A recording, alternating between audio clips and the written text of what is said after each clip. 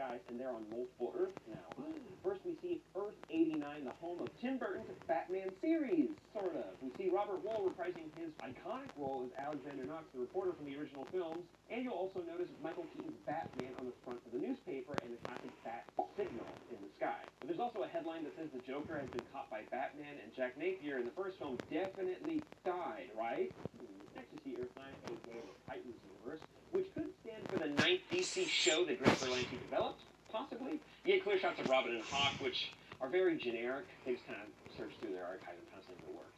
Next, we see Earth X and the Ray from the Crisis on Earth X event from a couple years ago. I'm bummed the Ray didn't take part in this crossover since Earth X played a larger role in the comics crossover, but we got too much going on. And then we see Burt Ward returning as a casual Robin on Earth 66 and not the premiere date of the Batman 66 TV show starring Adam West. I like the light Robin cosplay that he's got going on over here in the vest, as well as the retro aesthetic of the entire world that he lives in, and possibly a light nod to Ace the Bat Hound, but also Burt Ward helps rescue dogs in real life. He's a real life boy wonder.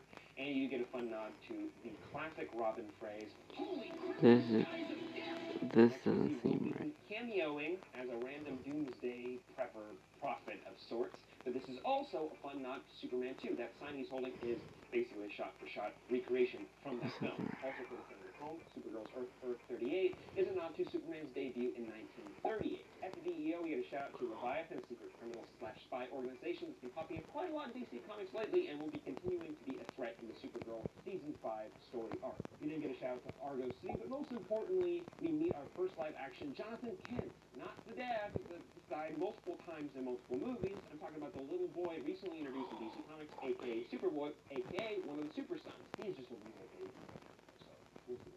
We also get a nod to Doomsday as well as General Zod, even though we haven't really seen them in the DC CW shows yet. I mean, we got like a shot of Zod, kind of, sort of, in a dream, but not counting it. Anywho, shout out to Erica Durance pulling double duty during this crossover as Supergirl's mom, Alora, as well as Lois Lane Kent from Smallville. I also like the sacrifice that Clark and Lois make to save Jonathan, very similar to how he was saved by his parents on Krypton, but it doesn't really matter, so oh well. Next we meet Harbinger, aka Lila Michaels for the Arrows fans. If you forgot her name, think about the crossover. Harbinger. Now for years, fans have noticed that Lila's character seems to be a nod to Lila, aka Harbinger from Crisis on Infinite Earths. Not that anything will ever come of that. Turns out we were wrong! She's Harbinger now.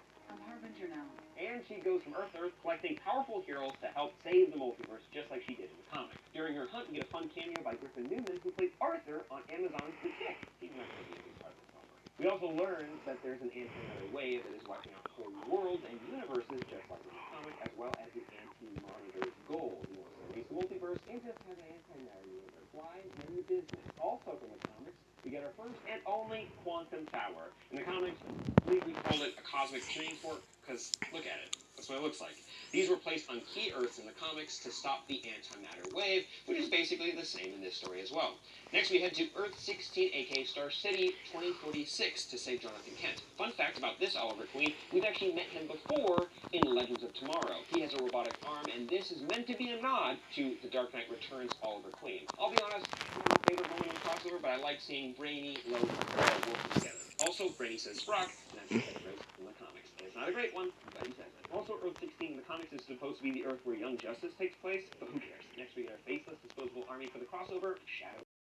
The comics as well, and they're very easy to defeat. We're, for some reason, afraid of them. I mean, at one point, someone just regular punches one and they disappear. Also, cool to see the Legion of Superheroes ship driven by Jean, as well as the return of the Solar Flare ability used by both Kara and Superman to power the Quantum Tower. Also, it's a cool moment to remind viewers that Kara is technically stronger than Superman. In the comics, her ship circled a yellow star in close proximity for years before she landed on Earth, so she was supercharged. Not the same case in this show by Ace. Also, Oliver's sacrifice, let's talk about that for a second. He had made a bargain with the Monitor to save Kara and Barry during the Elseworlds crossover last year, which was a nod to both of them dying during the Crisis on Infinite Earths event in the comics. This was also a nod to Final Crisis, the third in the Crises trilogy, where Green Arrow sacrifices himself to hold off an Evil Faces army, slightly different, so people could evacuate to safety. And finally, we meet Pariah, played by Tom Tavener, who was originally Nash Wells. I'm already confused. In the show, he's a scientist trying to kill Marno-Du, aka the Monitor, but was tricked into playing the Anti-Monitor and starting the Crisis. Now, in the comics, it's sort of the same thing, but his punishment is slightly different. In the comics, he gets to go from world to world and just whip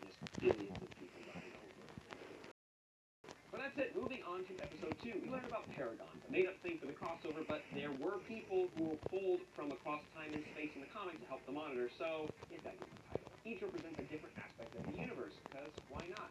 Kind of feels this might be a nod to the 7 symbols we saw on the outside of the Anti-Monitor's chamber, but this could also be a nod to the 7 emotions of the Green Lantern spectrum, or the 7 deadly sins, what have you. I'm getting ahead of myself. Let's dive into our mission. We're looking for a Batman and a Superman. Let's start with the Batman. On Earth 99, a possible nod to the start date of the Batman Beyond series, since he is the Bat of the future. This Bruce is meant to be an amalgam of multiple famous Batman portrayals. We get the exosuit from Kingdom Come, which is pretty cool, as well as he's played by Kevin Conroy, the voice of Bruce Wayne in Batman the Animated Series and just about anything. And also there's a line that Bruce delivers about Clark respecting the badge that is basically pulled from the Dark Knight Returns pages. So instead of getting a Batman series, we're just blending together all the famous Batman into one character. Like we even see the Tim Burton Batmobile under a tarp in the cave. Fun! More fun facts.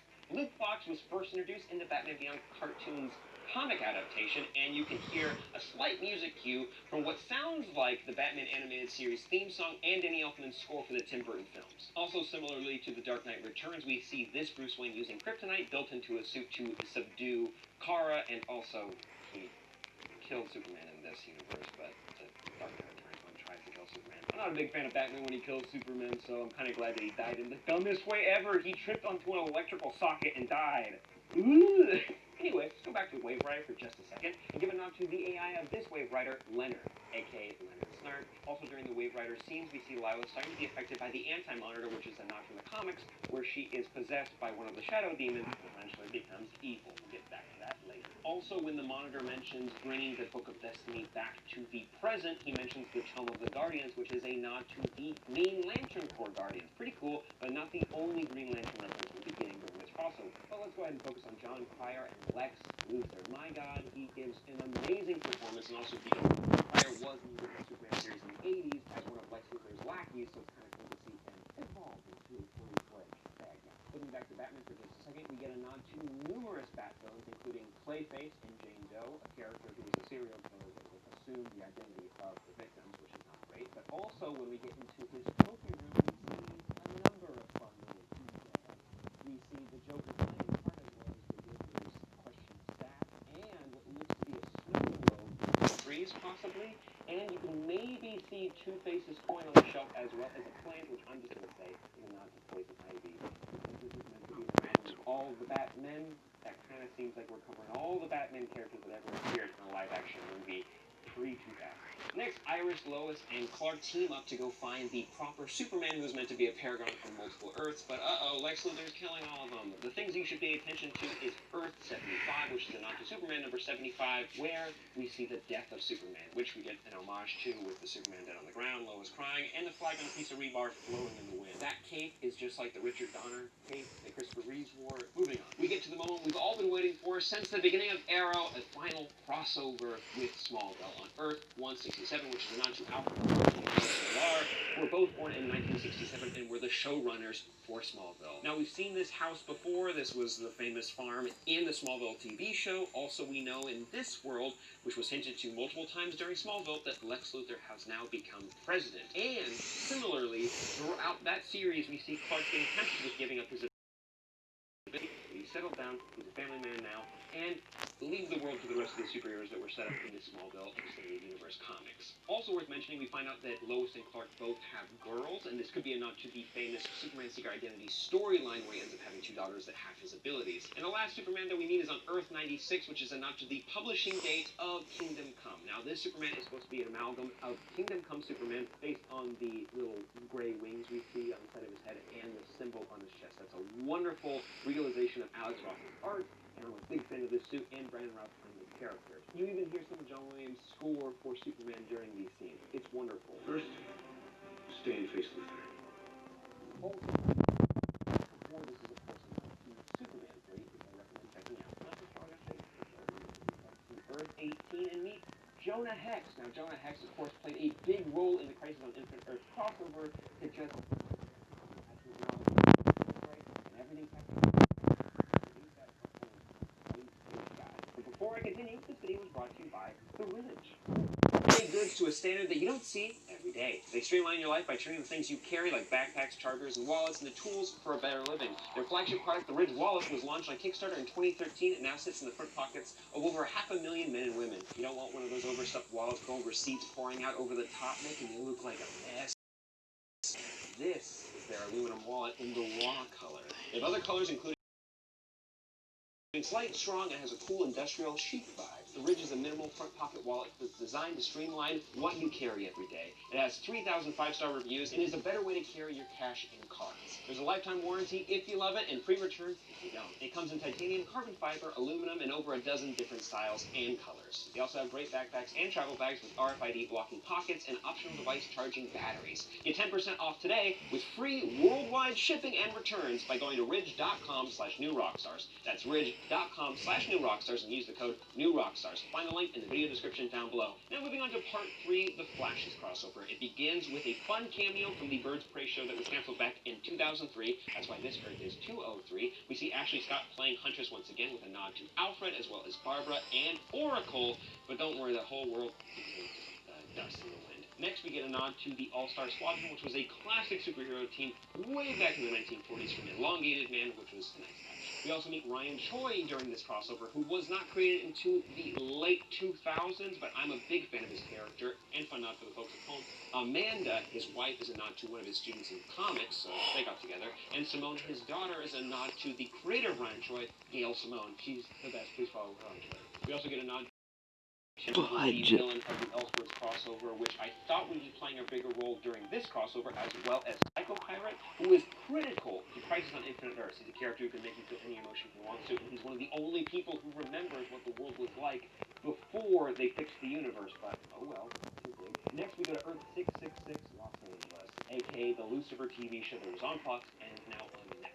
For the fans of the Constantine series, during the 90s, we had learned that Constantine's name is actually pronounced as Constantine, like fine wine, but since the Keanu Reeves series, we've all been calling him Constantine, so there's that boy that was thrown at you. We then head to Purgatory, which we've learned since the first episode of Arrow 8 years ago. It stands for Purgatory, so we're on the hunt for Oliver. Let's go ahead and take a look at the Earth 90 Flash. He's running on what looks to be the treadmill from Star Lab, which is the closest that we're ever going to get to a cosmic treadmill. That's what the Flash uses to run through time during the comics. It's pretty cool to see it. Also cool to see John Wesley Shipp back one more time in that beautiful costume. He looks everything the Flash destroys in the Crisis on Infinite Earths crossover. He uses his speed to destroy it and ends up saving a bunch of universes. You know,